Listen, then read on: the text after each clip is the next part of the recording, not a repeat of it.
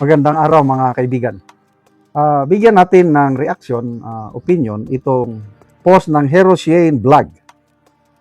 Pinakita dito, si First Lady Liza, solo flight. Si Liza, nag-inspection mag-isa sa Mactan, Cebu International Airport.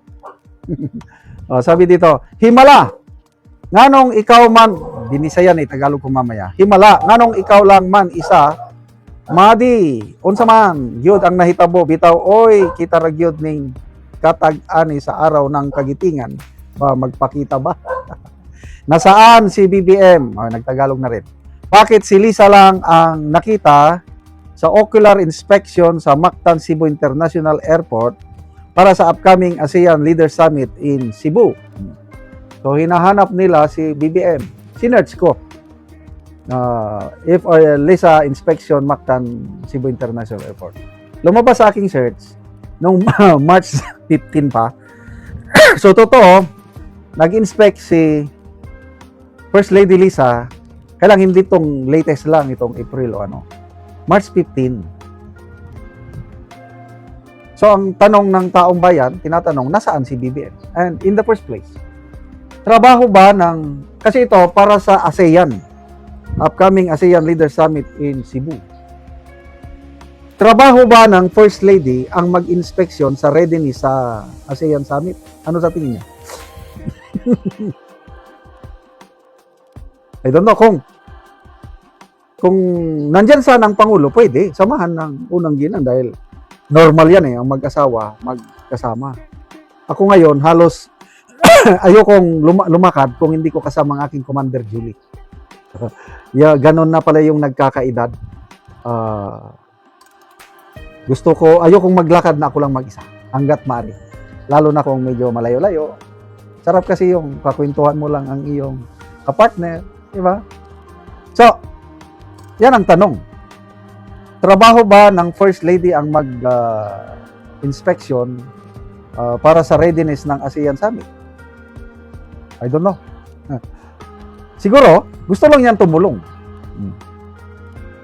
Tapos, kumusta? Bakit hindi nakasama ang Pangulo sa kanya? March 15 pa ito wala namang problema pa sa health issue ng Pangulo kasi ang health issue ng Pangulo nagsimula lang itong simula ng Holy Week. Then up to now, tuloy-tuloy hindi mawala-wala. Kanina may nabasa akong post, yung Malacanang Cameramen Association. Nagpapaliwanag na kasi maraming nagsasabi na yung activity daw sa Mount Samal sa dambana ng Kagitingan noong April 9 throwback pictures, videos, gano'n. Tapos nagpapaliwanag ang Malacanang Cameramen Association. Ito, opinion ko lang ito Bakit ka magpaliwanag? Kung totoong nangyari na nandun ang presidente to hell yung sinasabi na throwback, example, ako yung cameraman. Bakit ako magpapaliwanag na totoo man yung So yung mga nag-ako sa na throwback, bahala sila, maniga sila. Total, totoo namang nangyari nga nandun ang presidente. Bakit ako magpaliwanag? Ngayon, dahil nagpapaliwanag sila, di ba lalong tumataas ang suspicion na I'm sorry, yun lang ang aking yun lang ang dating sa akin yung nagpapaliwanag. So, kung hindi totoo na throwback or ay di habulin nyo na lang. Tama naman yung sinasabi ng PCO na hahabulin nila, tutugisin nila, kakasuhan ang mga nagpapakalat ng fake news. O di sige, kasuhan ninyo kasi masama talaga ang mag-fake news.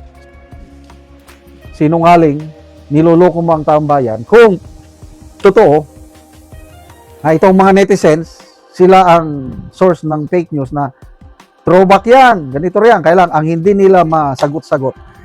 Dito sila nadali. Wala silang lusot. Bakit mayroong na-post na video, sinasabi nila, the president is healthy. He's working in Malacanang. Ito ang video. Kasama man doon si late Juan Ponce Enrile biglang nabuhay nung April 6. Oh, sige nga, ipaliwanag nyo ko no. Taga PCO. Bakit GMA ba yun?